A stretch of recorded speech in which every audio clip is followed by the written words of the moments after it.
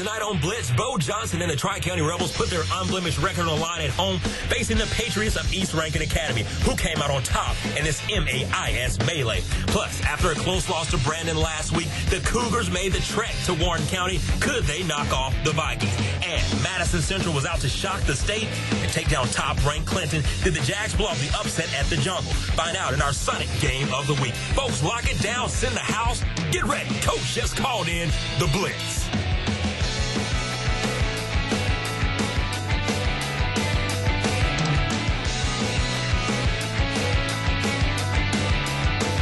Straight out to Florida for Tri-County and East Rankin. What a game it was. This one tied for the first 2 quarters. Second frame action now. Rebels already up 3-0. Cade Shepard is just a freshman. And folks, he played like an upperclassman tonight. Picks off Case Taylor, returns it deep inside Patriots territory.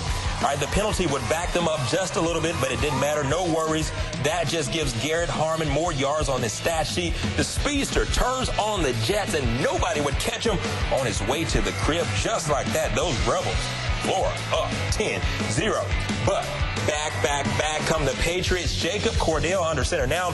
He gets the offense moving, rolls out Jimmy Garoppolo style with that number 10 and finds Case Taylor for the first down. Pats in the red zone, and they had end zone on the brain, but Grayson Smith said, not so fast, my friend. His mom stopped me and said, watch number 33. Folks, I respect my elders. Glad I did. He made a nice tackle there. ERA would have to settle for a field goal, 10-3 at the half, but Tri-County Academy holds on for the win. Final score, 23-17.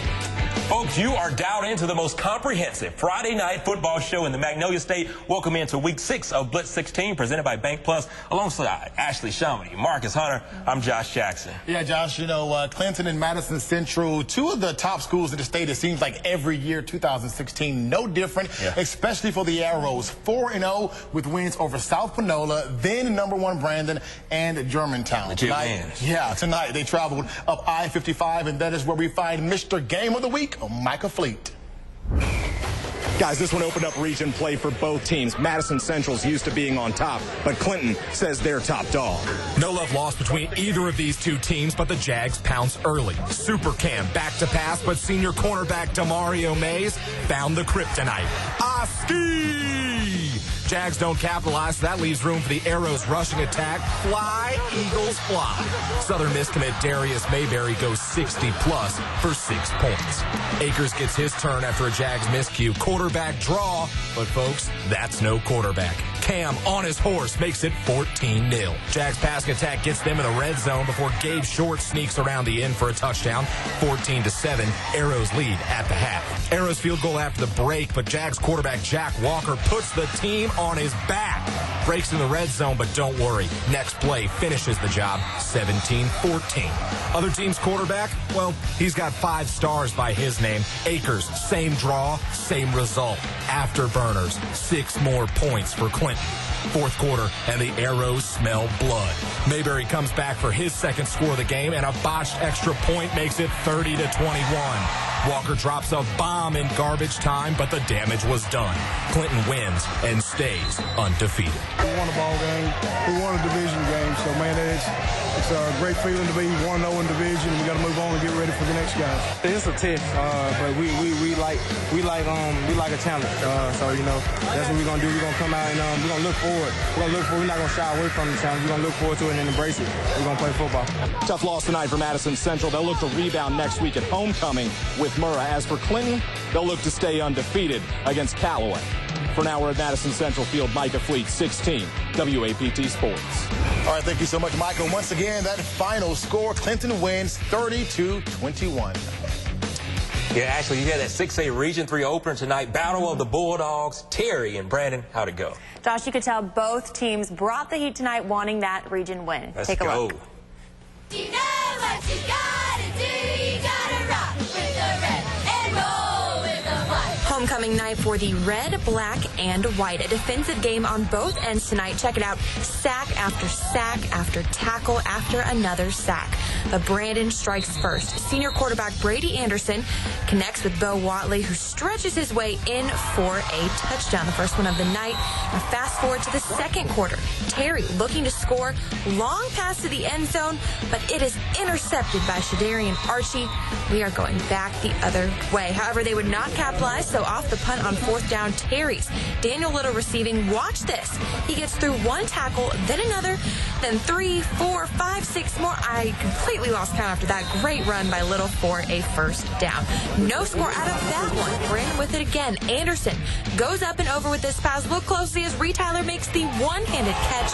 They'll go on to score after that 14-0 Brandon. And it's the Brandon Bulldogs who go on to win it in shutout fashion. Final score 28-0. Once again, that final score, folks, Brandon wins it 28-0 over Terry. All right, now let's get to our anatomy of the play this week. We're going to talk defense once again, since the Battle of the Bulldogs featured just so many sacks and tackles tonight. So here we go in slow motion first. Terry has the pigskin. Quarterback fakes the handoff. Now, defensive tackles are the biggest for a reason. Austin Buckley gets through no problem. He realizes the fake and pause there. You'll see him backtrack to pick up the QB. Buckley, along with teammate Tobias McCollum, stick with it. They double team the quarterback on this one. Let's check it out in full speed now. We're going to see both of them picking up the quarterback, but, you know, I wouldn't want to be against probably two of the biggest players on the field coming after me, so great work by the defense tonight. And there you have it, Josh, Ashley's anatomy of the play. All right, thanks so much, Ashley. You know, Josh Morgan, he loves to paint his Vikings as underdogs. That used to be the case, but now everyone knows Warren Central is a contender. They got Northwest Rankin tonight. The Vikings would hop on the Cougs early in this one, scoring on just the second play of the game. But quarterback Braden Smith wouldn't let his team hang their heads just yet as he take this one himself right down the middle, shaking off a few defenders and coast into the end zone for 6. I like that kid, Braden Smith. All right, they tacked on the extra point, and this one's tied 7-7 going into the second. After a few changes of possession, the Cougars would be backed into their own territory. Smith would try and dance his way out of this one, but the suffocating Vikings defense has something else in mind. I like that, Colin. That's how you write, son. They recover the ball, putting those fans on their feet. Watch them. They're going to get excited. There you go. Get a little TV time right there. All right, next possession, it's going to be Jesse Wilson.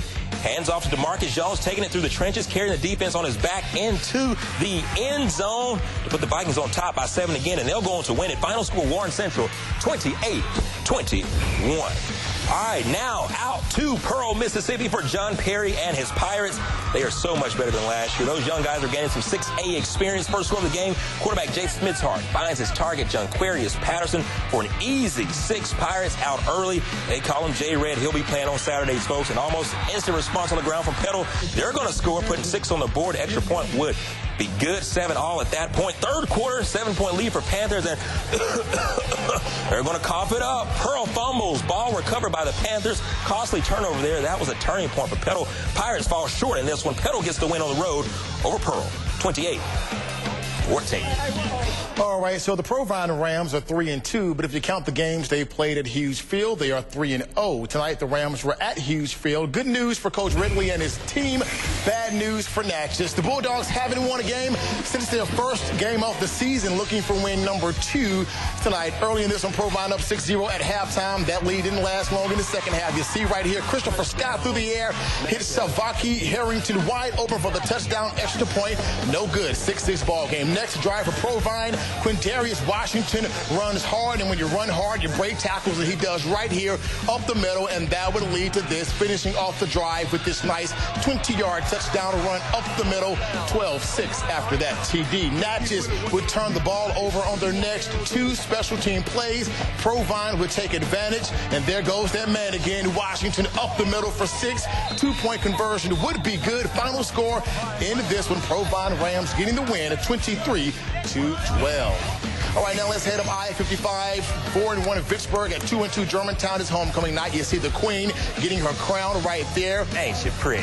And it's a great moment for the family and everybody. And not a great moment right here for the home team. Germantown would lose the ball on this carry. Would not get any points out of that one for Vicksburg. That would end the half. Second half, the kickoff to open the second half, and Germantown fumbles it again. Vicksburg, they would recover, and this time would capitalize on the turnover. Joseph Johnson walks into the end zone. PAT blocked right here by Nathan Perry, who had a good defensive game. But Vicksburg, well, they would return the favor in the fumble category. You see right here, coughing up the ball. Germantown would recover, and after they recover the ball, they're going to score on a 4th down and 1. Noah Greenwood is going to get into the end zone right here for the touchdown. 21-6 at that point. PAT good. Final score in this one, Vicksburg and Germantown. Germantown getting the win, 33-13 over Vicksburg. Wow, that's an upset there. All right, time to take our first break here on the Blitz, but when we return, stay tuned, folks. Ridgeland Open regional play. Could the Titans take down Canton at home for that first win? That answer is on the other side of the break.